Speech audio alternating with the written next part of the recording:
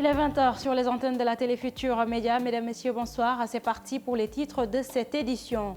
Pénurie d'eau à Dakar, la situation de plus en plus difficile pour les habitants de l'unité 20 des Parcelles Assainies. Trouver de l'eau pour les travaux domestiques, un véritable parcours du combattant. Si le Premier ministre annonce la date du 20 juillet pour la fin de cette pénurie, le DG de la SONES parle d'une amélioration dans la distribution de l'eau à partir de cette même date.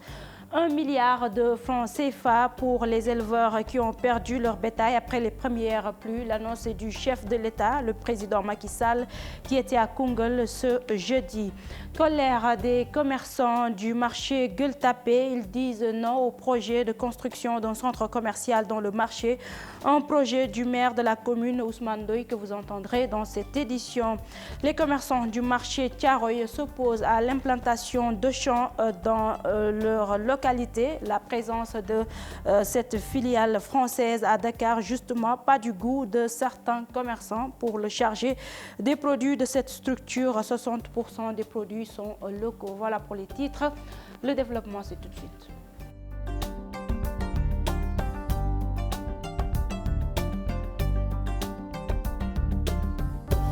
Bonsoir à tous et merci de nous recevoir chez vous à l'unité 20 des Parcelles Assainies. La pénurie d'eau persiste, une situation difficile pour les habitants de cette localité.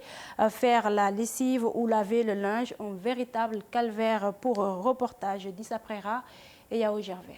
Dès que la question de la pénurie d'eau est évoquée, Amadou Ndaw ne se lasse pas d'égrener son chapelet de désagréments. Le vieil homme tient même à nous les montrer. Quand je dois manger ou prier ou même prendre un bain, comment je dois faire? Avant, j'avais une pompe, mais à force de l'utiliser, elle s'est cassée. Dans la même maison de l'unité 20 des Parcelles Assainies, c'est la maman qui est préposée à la fourniture d'eau. Une corvée nocturne avec assez peu de résultats et beaucoup d'impact négatifs sur la vie de tous les jours. Je reste tard la nuit et quelquefois même, il m'arrive de m'endormir devant le robinet en attendant que les bouteilles soient remplies. Dans le même quartier, Mme Lotipen, elle n'a pas pu résister à l'envie de nous sortir ses baluchons. Voilà des semaines que la jeune femme n'a pas pu laver ses habits. Avec un brin d'humour et un peu d'exagération, elle dessine les contraintes liées à cette pénurie. Cela fait des mois que je n'arrive même pas à faire la lessive, car même à la bonne fontaine, on n'arrive pas à trouver de l'eau. Regardez la maison, comment elle n'est pas très propre. Tout cela à cause de cette pénurie. On est obligé d'économiser l'eau, aussi bien pour le bain que pour le ménage. Les tâches ménagères deviennent presque impossibles à faire. L'hygiène des bébés, la cuisine et puis l'eau de la bonne fontaine est imbuvable. Pourtant, Unité 20 est l'un des rares points d'eau installés par la SDE pour soulager les populations. Là aussi, il n'y a pas assez pour tous et certaines personnes vont même jusqu'à vendre l'eau à la population. Il y a des gens qui viennent ici vendre de l'eau et d'une manière qui n'est pas du tout sérieuse. Il est même signalé à la SDE et l'entreprise dit que ce sont les délégués de quartier qui doivent s'en occuper. En attendant le rétablissement de la situation, l'eau est utilisée avec parcimonie à l'unité 20 des Parcelles Assainies, comme pour dire à chaque situation, il faut s'adapter. D'Issa Prera, des quartiers de Dakar sans eau depuis des semaines après plusieurs rendez-vous manqués pour un retour à la normale. Cette fois-ci, c'est le Premier ministre lui-même qui annonce la fin du calvaire. Le 20 juillet prochain, a-t-il dit, le ministre de l'Hydraulique donc mis face à ses responsabilités. Le récit de Pape Abdoulaye Der. Des images dégradantes des scènes d'un autre âge, c'est le spectacle qu'offrent les rues de la capitale sénégalaise depuis plusieurs semaines, voire plusieurs mois. Dans certains quartiers, des Sénégalais et surtout des Sénégalaises, nos mamans, filles, sœurs, épouses, tantes, errant dans les rues, seaux, bidons, bassines en main, sur la tête, à la recherche du liquide précieux. Un spectacle devenu tellement banal qu'il n'aime plus. La force de l'habitude pour dire le moins. Oui, Dakar a soif, assoiffé en ce 21e siècle, vivant un calvaire sans fin. Certes, le problème de l'eau dans la capitale ne date pas d'aujourd'hui, mais force est de constater qu'il n'a cessé d'empirer pour atteindre son paroxysme au moment où les responsables en charge de ce secteur stratégique peinent à trouver la solution idoine. L'État est une continuité, n'est-ce pas, messieurs? Alors, monsieur le ministre de l'Hydraulique, les populations vous demandent de faire couler l'eau de leur robinet après plusieurs annonces de date de retour à la normale jamais respectées. Pensez à ces braves pères et mères de famille qui ne dorment plus du sommeil du juste à force de guetter, d'espérer quelques gouttes d'eau du robinet jusqu'à 4 heures du matin. Ce sont ces mêmes personnes qui se retrouvent dès 7 heures le matin dans les lieux de travail pour faire marcher ce pays. Le système de secours en appoint pour l'approvisionnement avec des camions-citernes étant défaillants, seul un retour à la normale pourrait soulager les populations qui guettent désormais la date du 20 juillet comme un rendez-vous messianique avec la déclaration du Premier ministre chez nos confrères de l'Observateur. Wait and see. La date du 20 juillet donc annoncée pour la fin de cette pénurie d'eau à Dakar, mais pour Charles Fall, directeur général de la SONES, c'est plutôt une amélioration dans la distribution de l'eau à Dakar à partir de cette date. Il soutient que de gros ouvrages sont en cours de réalisation. Fatou Bintou Conté et Gervais Yao. Il n'a jamais été dit que la date du 20 juillet annonce la fin de la pénurie d'eau dans la capitale dakaroise. Charles Fall, le directeur général de la Société nationale des eaux du Sénégal, SONES, précise seulement que c'est une amélioration de la distribution qui va s'opérer. Il a été dit, et comme je l'ai noté également, que nous sommes en train d'exécuter, de mettre en œuvre un plan d'action. 10 vers le 20. Les premières actions du programme, du plan d'action vont être mises en œuvre, mises en service du moins. Ce sont les forages de Bayar et la déconnexion des maraîchers. Ce qui va améliorer l'alimentation des populations de Rufisque et des alentours. Toutefois, il reconnaît une recrudescence de cette pénurie d'eau dans certains quartiers de Dakar et estime que c'est dû à plusieurs facteurs. Cette perturbation dans l'alimentation en eau de la ville de Dakar est principalement due peut-être à la période de pointe. Nous sommes quand même en pleine chaleur. Il s'y ajoute que la demande est très forte. La demande est forte parce que, en réalité, nous avons atteint notre capacité, la saturation de nos infrastructures de production. Et pour une amélioration de ces distributions d'eau, de gros ouvrages devront être réalisés, annonce le DG de la SONES. Quelles sont les solutions structurelles? C'est la construction de la 3e usine de traitement d'eau à Montmartre, KMS3. C'est aussi la construction d'une usine de Gassalma sur les Mamelles. Mais en attendant, les Dakarois continuent toujours de vivre un véritable calvaire où dans certains quartiers, des familles peuvent rester des jours sans la moindre goutte d'eau ne coule des robinets.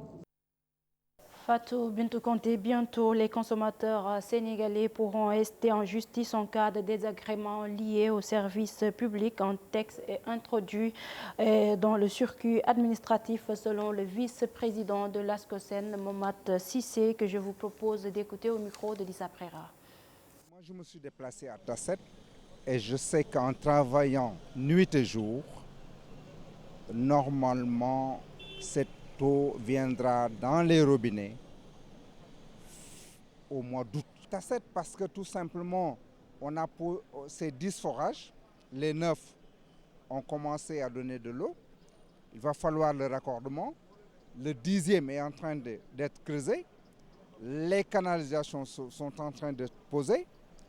Et vous savez, pour que l'eau vienne dans nos robinets, il faut que certaines infrastructures l'accompagnent. Il faut que l'équipement l'accompagne. Bientôt, les associations de consommateurs pourront rester en justice.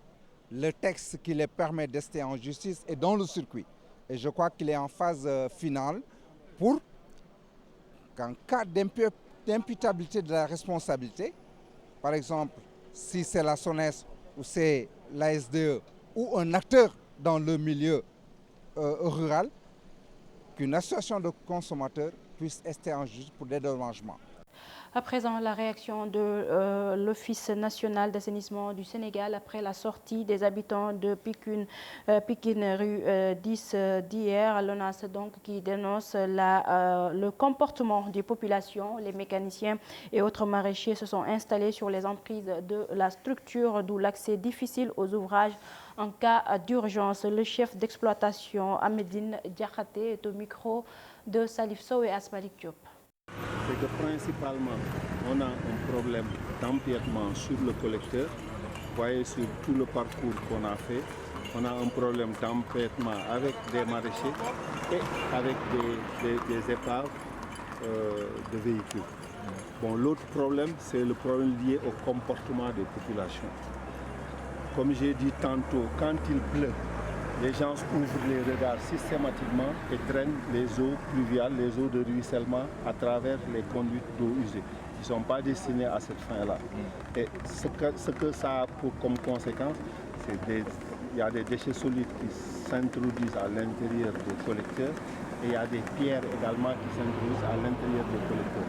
Et ça, pour l'enlever, souvent, ça prend énormément de temps. C'est pourquoi quand vous voyez, après chaque pluie, on a une multitude de bouchons. Là où on avait en général 100 bouchons par jour, on passe presque à 300 bouchons par jour. Parce que de façon systématique maintenant, les populations ouvrent les regards pour traîner les eaux pluviales. Ce qui n'est pas fait pour ça. Ensuite, on est confronté aussi, j'en profite pour en parler, le problème des vols de plats. Direction la région de Kaolack où nous retrouvons notre correspondant Ibrahima Diamé. Ibrahima, bonsoir. Oui, bonsoir Fatima Ba, bonsoir à tous. Le chef de l'État était à Koungheul ce matin. Il annonce une enveloppe d'1 milliard de francs CFA pour les éleveurs qui ont perdu leur bétail après les premières pluies, n'est-ce pas? Tout à fait, donc Fatima Ba, le président de la République, c'est l'annonce forte qu'il a faite en tout cas lors de sa présence à Ribo Escale, dans la commune de Ribo Escale, justement où il s'est entretenu avec les paysans qui ont perdu énormément de bêtes lors de donc, les paysans, les éleveurs se sont réjouis en tout cas de la présence du président de la République et en tout cas de cette annonce. C'est vrai que ça a été des moments durs, mais ils se sont réjouis en tout cas de cette annonce de la République. Mais Macky Sall ne s'est pas arrêté là parce qu'il a promis encore de réduire le prix du sac de l'aliment de bétail, donc pour en tout cas cette période de soudure qu'il a reconnu difficile pour le bétail, pour l'ensemble des animaux, des bovins et des caprins. Donc, le président de la République s'est engagé à soutenir les paysans, les éleveurs en période donc de soudure. Voilà donc Pat Kinedem, l'annonce forte du président de la République, en tout cas pour les autorités qui étaient présentes, qui ont accueilli le président de la République à Koungheul comme le président du conseil départemental. Il a qualifié donc cette situation de désastre économique pour les éleveurs, mais également de désastre social, parce que la région, le département de Koungheul, vous le savez, c'est une région à vocation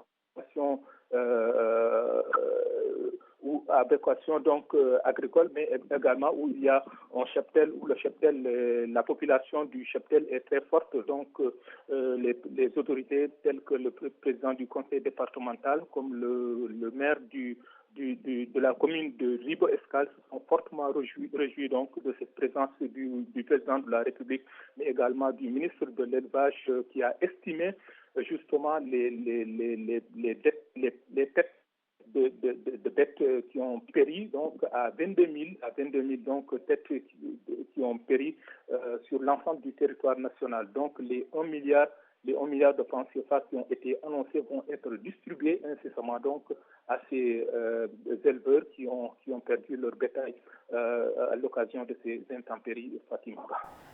Ibrahima Diamé, merci beaucoup. Nous y reviendrons dans nos prochaines éditions. À Linguère, Ismaël Sow, le président du Conseil national de la Maison des éleveurs du Sénégal, invite les éleveurs à vacciner leur bétail.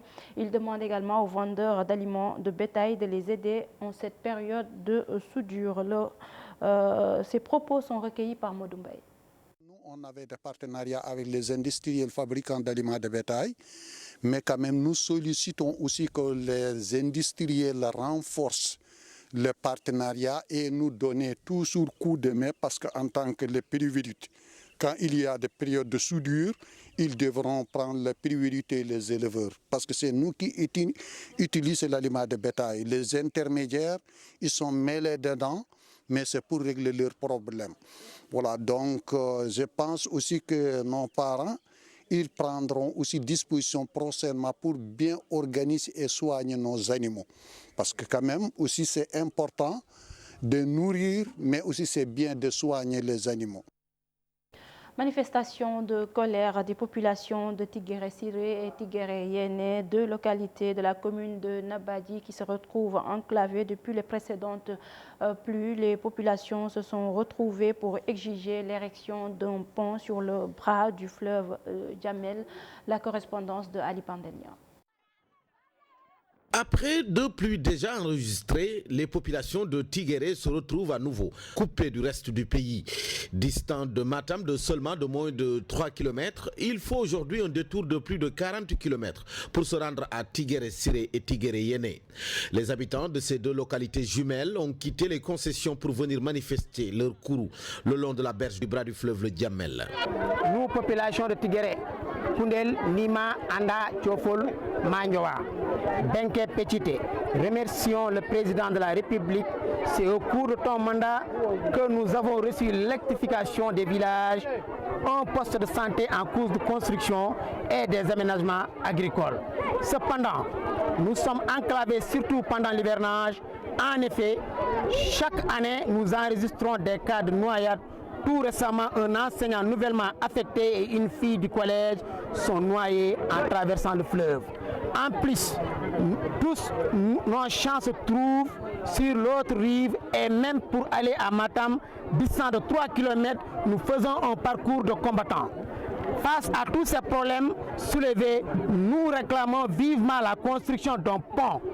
Pour le second point, nous avions demandé un déclassement de 800 hectares, dont 395 hectares attribués aux villageois, ce qui est insuffisant.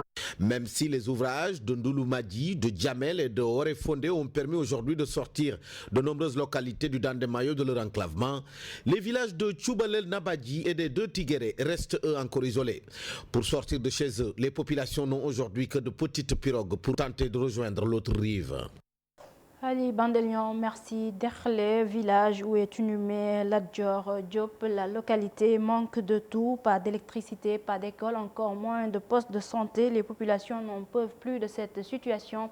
Elles exigent plus de considération. Charante Diop essaye la tire.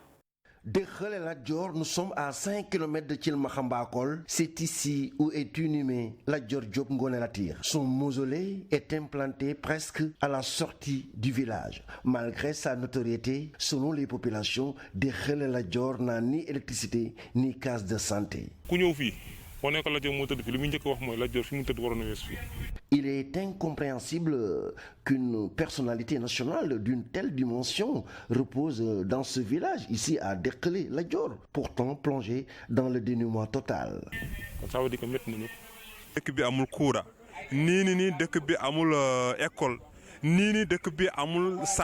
Les populations du village de Derklé vivent dans le noir total. Il n'y a pas d'électricité, ni école, ni case de santé. Nous sommes obligés de parcourir 2 km pour se faire soigner. Ce village, niché au cœur du Kayor, est très difficile d'accès.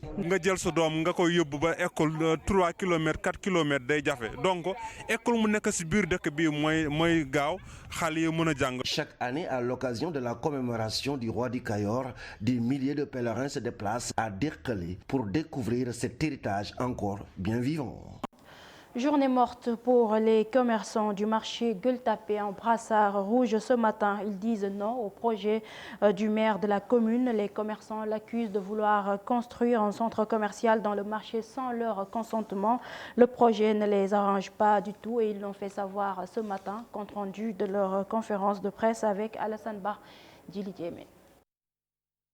Ambiance inhabituelle, très peu de mouvement. Les cantines fermées et même les vendeuses de légumes et poissons n'ont pas étalé leurs produits. Le mot d'ordre de grève est suivi à la lettre, un mouvement d'humeur pour s'opposer à la décision du maire Ousmane Doye d'ériger un centre commercial dans le marché. S'il fait ça, peut-être il va le faire avec des cadavres, mais ça ne passera pas. Ce qui nous intéressait, c'est que pour que le ministre des collectivités locales nous entende, le président de la République nous entende. C'est ça l'essentiel. Au contraire, nous aujourd'hui, on a gagné ce qu'on ne peut avoir que sur ça. Si nous n'avons pas fait cette grève-là, on ne peut pas avoir ce qu'on a aujourd'hui. Ce qu'on veut, c'est de réfectionner la partie C. Le reste du marché, il n'y a aucun problème. Le refus est catégorique. Ce qu'ils souhaitent, c'est la réfection de cette partie du marché, la partie C, complètement délabrée.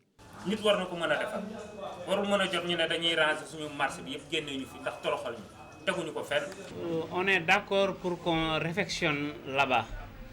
Mais le maire, comme il ne lui reste que 6 mois sur le mandat, ce qu'ils veulent, parce que le problème c'est que si c'est au début de son mandat qu'il nous a proposé un marché moderne, on sera bien qu'il est venu pour travailler.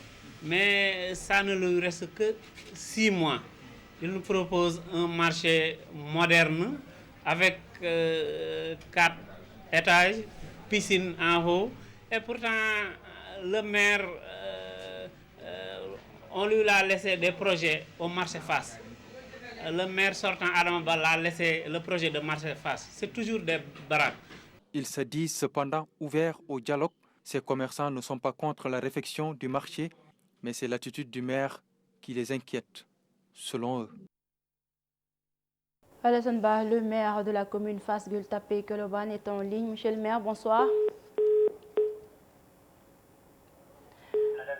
Ousmane Ndoye, donc, maire de la commune Fass Gueule Tapée Colobane, qui souhaitait se prononcer sur cette conférence de presse donc des commerçants du marché Gueule Tapée qui s'opposent au projet de construction d'un centre commercial dans le marché. S'il est en ligne, nous allons le prendre pour des éclairages sur ce sujet, sur la question. Monsieur le maire, vous m'entendez? Ousmane Ndoye, donc, qui n'est pas en ligne. Monsieur le maire, bonsoir. Monsieur le maire, donc, qui n'est certainement pas en ligne, vous l'aurez peut-être avant la fin de cette édition. Le collectif Auchan Dégage touche le plus grand marché de légumes de Dakar, le marché Thiaroye. Dit son mot, les commerçants sont contre l'installation de l'enseigne française à Thiaroye. Ils étaient en sitting ce mercredi. Hassan Ka ou Mamdia Mbaye, leur porte-parole, est au micro de Salif Sow, Asmalik Diop. Aujourd'hui, le ciel a ouvert ses vannes pour la première fois et on a vu que le commerçant Thiaroye est déjà à genoux.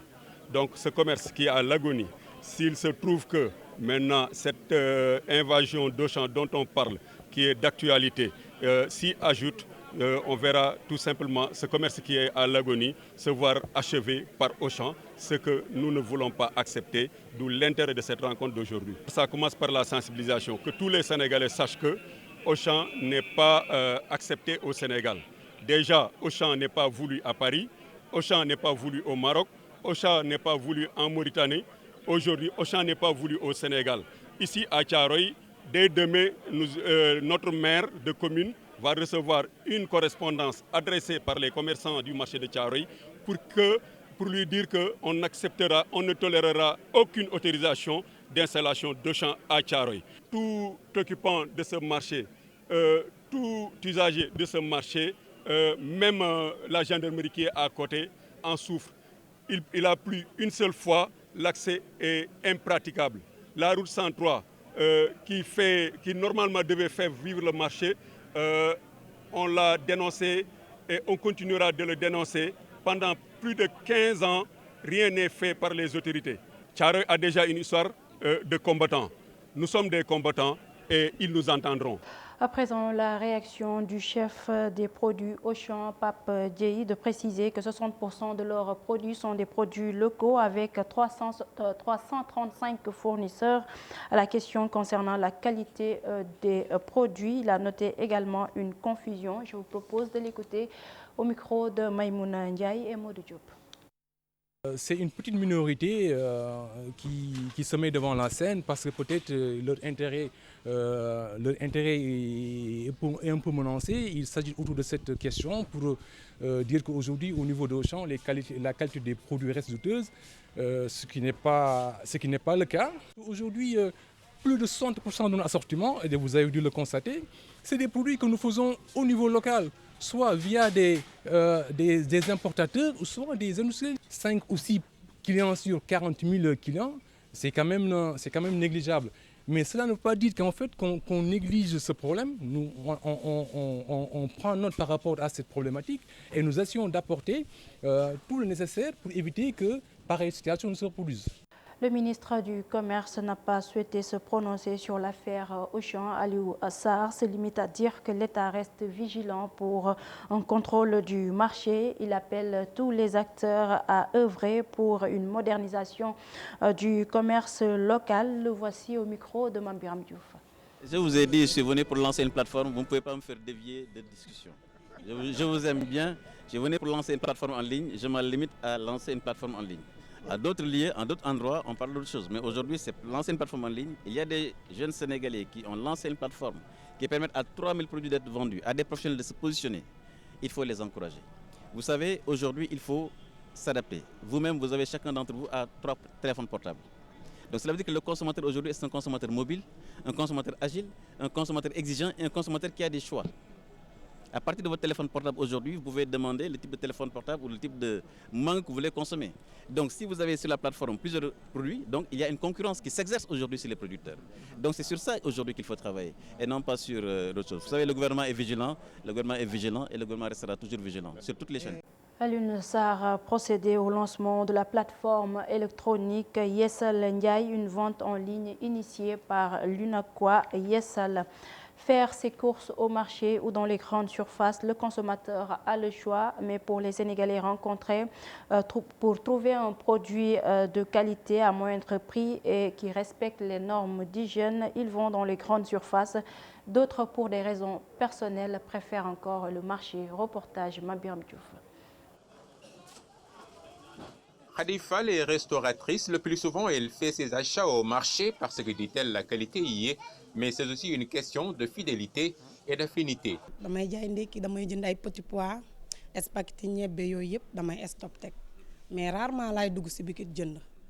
Je vends le petit déjeuner, des repas depuis de longues années. Au début, je tenais un restaurant au port. Je peux trouver ce que je veux comme produit au marché Goltapé. De temps en temps, je me rends bien sûr à la boutique d'à côté. Je me suis rendue cependant une fois pour acheter du surgelé chez Auchan.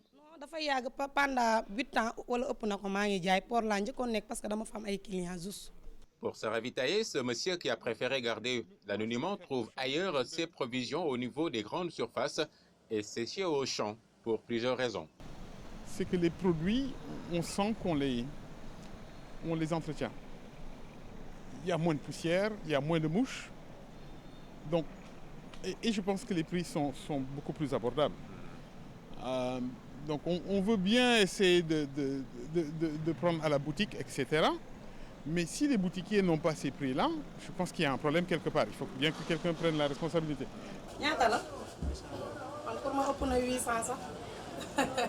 Khadifa ne peut rester un jour sans faire un tour au niveau de cette boutique chez Ibrahima, qui est aussi son voisin, le boutiquier qui dit bien. Mabiram Diouf, merci. Ousmane Doy, le maire de la commune Fass Gueule-Tapée Colobane, est en ligne. Monsieur le maire, bonsoir.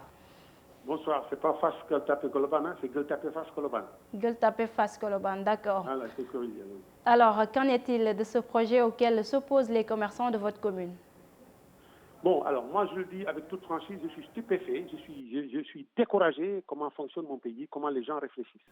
Hier, il a été annoncé que j'avais vendu le marché à Auchan, saupoudrage, intoxication, ce qui n'est pas vrai. Aujourd'hui, on change de fusil d'épaule, on dit oui, ils veulent réaliser un centre commercial, alors qu'eux, ils ont envie qu'on commence par le côté C. Je n'y comprends plus rien, j'ai des problèmes maintenant.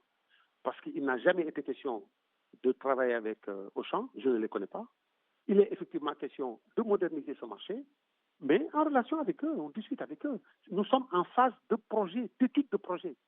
En phase d'étude de projet, et puis on sort les boucliers comme ça, je ne comprends pas. Je ne comprends pas franchement ce qui se passe. Je suis dépassé par les événements. Je pensais avoir en face de moi des gens honnêtes, mais aujourd'hui, je me rends compte que c'est très, très loin de tout ça. Monsieur le maire, donc Ousmane Ndoye, qui a apporté des éclairages sur ce projet auquel s'opposent les commerçants de Gueule-Tapée. Merci beaucoup. Trouver des financements, un véritable casse-tête pour les acteurs du secteur de la pêche artisanale. Le conseiller technique du ministre de la Pêche soutient qu'un projet de décret est en cours pour résoudre ce problème. Le conseil local de la pêche artisanale pourra bientôt bénéficier de financement. Babacar Banda Diop, que je vous propose d'écouter au micro de Al-Hassan Ba et Djili Djemé. L'autre aspect de cette tournée, c'est aussi, quand même, autre chose aussi d'identifier les problèmes des CLPA.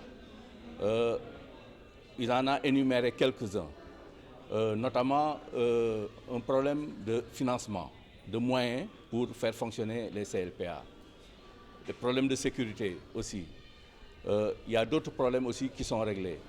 Mais pour le problème de financement, ce que je peux dire, c'est que le dossier est en très très bonne voie. Que le ministre de la Pêche et de l'Économie lui-même a porté ce dossier auprès de son homologue, le ministre des Finances, de l'Économie, des Finances et du Plan, pour vraiment régler ce problème définitivement. Et aujourd'hui, je peux vous dire qu'un premier projet de décret a été soumis au ministère des Finances. Ce projet-là a été retourné au ministère de l'Économie maritime pour des observations. Ces observations ont été faites et le projet a été retourné encore une dernière fois au ministère des Finances. Ce qui veut dire que c'est en bonne voie et que ce dossier-là, ce projet-là va être signé tôt ou tard. Parce que c'est des voies administratives qui sont normales, qu'il faut respecter. Et donc c'est pour vous dire que le dossier est en très bonne voie, il est porté au plus haut niveau et je pense que d'ici quelques temps, les CLPA vont devoir recevoir ce que la loi, le code de la pêche leur donne, c'est-à-dire les 60% qui leur seront restitués venant des permis de pêche et des cartes des mareyeurs. L'Union nationale des pêcheurs artisanaux du Sénégal, pas contente après la signature des accords de pêche entre le Sénégal et la Mauritanie pour l'UNAPAS. Ces accords ne sont bénéfiques que pour la République islamique de Mauritanie. Ces professionnels de la pêche estiment que leur secteur est mal géré. Ils exigent ainsi le départ du ministre de la Pêche. La correspondance d'Abdourahmane Diallo, Mamadou Gueye. L'Union nationale des pêcheurs artisanaux du Sénégal dénonce les accords de pêche signés avec la Mauritanie. Elle pense que le Sénégal a été lésé. Ces accords ne sont bénéfiques que pour la Mauritanie et pourtant ça ne devrait pas être le cas. Certes, la Mauritanie a une mer poissonneuse, mais elle n'a pas de pêcheurs. Donc c'est anormal qu'elle impose sa loi à l'État du Sénégal. L'Union précise aussi que le gouvernement n'a pas offert de moteurs aux pêcheurs. D'ailleurs, ces moteurs distribués ne sont pas de bonne qualité. Ils ont vendu des licences à 52 bateaux de pêche étrangers. Donc pour faire taire les pêcheurs sénégalais, ils nous ont proposé des moteurs. Et d'ailleurs, ce sont des moteurs de mauvaise qualité. Il faut aller voir les réparateurs. Ils en ont des tonnes, car chaque jour, il y a un pêcheur qui amène son moteur en réparation. L'État aussi n'arrête pas de dénoncer le non-respect du port du gilet de sauvetage. Les pêcheurs estiment que les gilets sont introuvables sur le marché. Il n'y a plus de gilets de sauvetage au Sénégal. On nous impose à porter ces gilets. On veut bien les porter, mais où est-ce qu'on peut les trouver? Nulle part. L'Union nationale des pêcheurs artisanaux du Sénégal demande le départ du ministre de la Pêche, Omar Gueye. Vous savez, depuis qu'il est à la tête de ce ministère, il ne fait que réciter des discours. Il n'y a rien de concret. Donc il est temps qu'il quitte ce poste. Après avoir mis sur pied leur association, les membres de l'UNAPAS demandent aux autorités de prendre comme interlocuteurs les vrais acteurs de la pêche. Des études révèlent que les Sénégalais consomment plus le riz que les autres céréales comme le mil et le maïs, des céréales de base qui occupent une place importante dans le régime alimentaire. Une politique a été mise sur pied pour encourager la consommation de ces céréales. Plus de détails avec Souadou Ndiaye et Mbaye Diouf. Le riz est consommé à 78,1 kg par tête par an, alors que le mil et le maïs seulement à 30,2 et 9,2 kg selon les zones. Une prédominance de la consommation de riz. Lorsque nous avons fait l'étude, il est ressorti que les Sénégalais consomment beaucoup de riz. On est autour de 78 kg par tête par an. Alors que pour le mil, en moyenne, on est autour de 30 kg par tête et par an. Le maïs est un peu moindre, autour de 9 kg par tête par an. Rares sont les Sénégalais qui ne consomment que des céréales de base. Une politique a été mise en place pour encourager la consommation de plus de céréales. Une politique alimentaire qui prenne en compte non seulement les préférences des Sénégalais, qui prenne en compte les disponibles en termes de production et qui encourage une alimentation qui soit saine et qui puisse répondre aux besoins nutritionnels de la population. Les Sénégalais puissent consommer bien des produits qui soient sains, qui soient sécurisés et qui puissent contribuer à son développement humain. Une étude qui a montré les niveaux et modes de consommation des céréales de base en fonction des zones. Du point de vue régional, la consommation de céréales est beaucoup plus importante en milieu rural qu'en milieu urbain. Ensuite, pour le riz spécifiquement, la consommation est plus importante au nord, donc dans la vallée, et au sud, en Casamance. Le riz, le mil et le maïs des céréales qui peuvent participer au développement de l'économie, mais aussi améliorer la santé et les besoins nutritionnels. À Kédougou, la journée de l'enfant africain marquée par une marche pacifique, le Parlement des enfants exige des solutions face aux préoccupations liées à l'insécurité, à la déperdition scolaire causée le plus souvent par les sites d'orpaillage traditionnels. La correspondance de Moussa Omargué. Marche pacifique des enfants de Kédougou. Le Parlement départemental des enfants, animé par une farouche volonté de réussir, sollicite à travers un mémorandum déposé auprès du préfet du département de Kédougou des solutions rapides et durables sur la déperdition scolaire, l'insécurité, la maltraitance, l'absence de papier d'état civil, les mariages précoces, entre autres. De sortir des forces tous les enfants qui fréquentent les djouras, de sanctionner ceux qui encouragent la fréquentation des djouras par les enfants. Préoccupés également par les pratiques sociales et culturelles, excision, mariage forcé et autres. De chercher des bulletins ou des extraits de naissance à tous les enfants. De ne pas attendre le CM2 pour en chercher. Le conseil départemental pour la protection des enfants CDPE, présidé par le préfet Moustapha Diaw, entend apporter des réponses adéquates pour relever le défi. À l'aide de ses partenaires, dont il me plaît ici de citer World Vision pour ses énormes efforts déployés en faveur des enfants du département. Et pour cette année, la prise en compte de l'enfant dans toute politique de développement.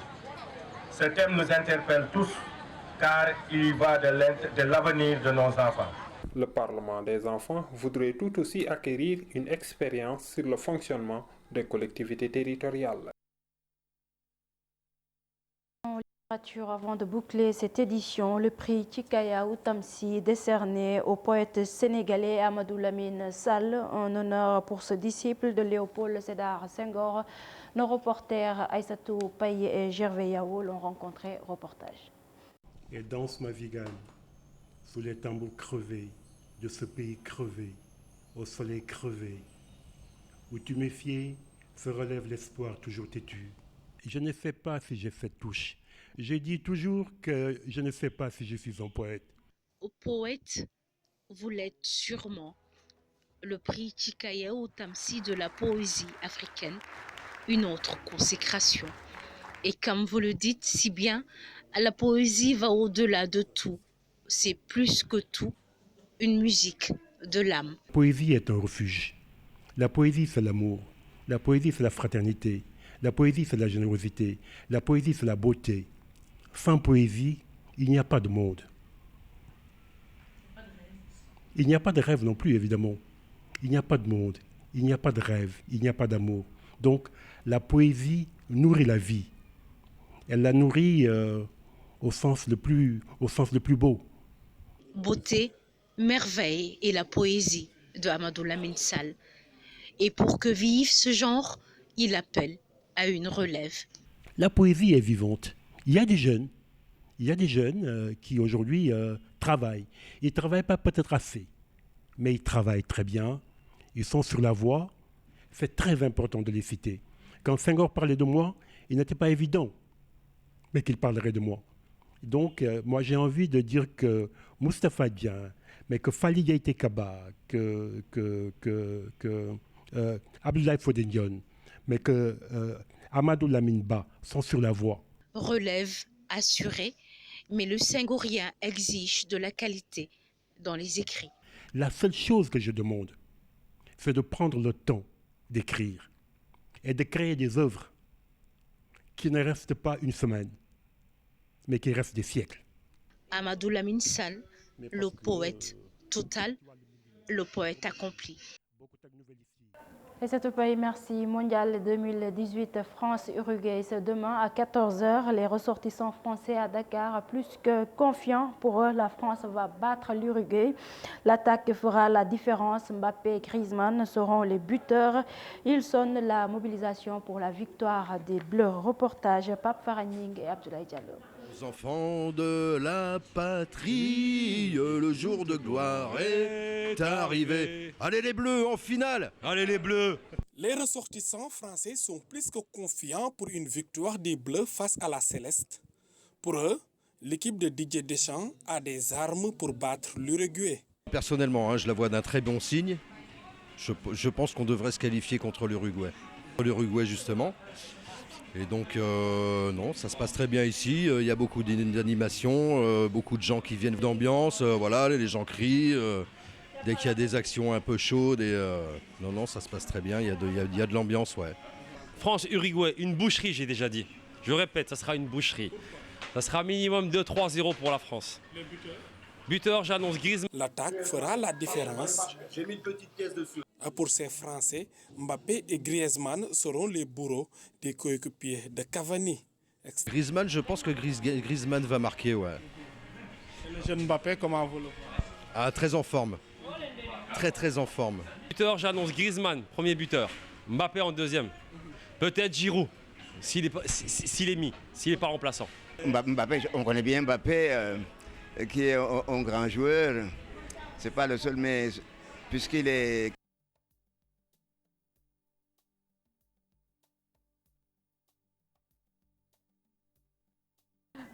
Voilà, cet élément met fin à cette édition. Merci de l'avoir suivi. Prochain rendez-vous d'information à 0h avec le tout en image. D'ici là, passez d'excellents moments en compagnie des programmes de la Télé Futurs Médias. Bonsoir.